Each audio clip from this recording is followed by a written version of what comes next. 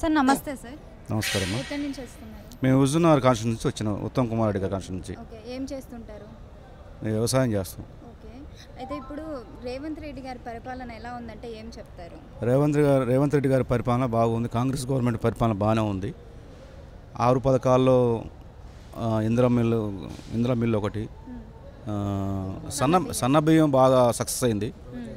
గృహజో తింటున్నారా ఇప్పుడు మేము తినేది కూడా మా ఇంట్లో సన్న బియ్యం అయ్యే తింటున్నాం.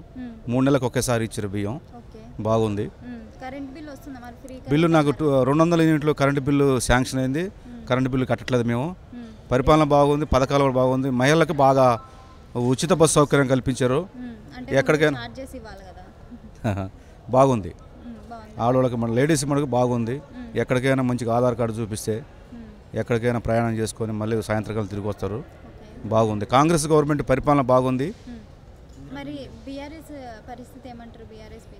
ఇంకా బీఆర్ఎస్ బంగాళాఖాతం కలపడం ఏం లేదు. ఇంకా బీఆర్ఎస్ని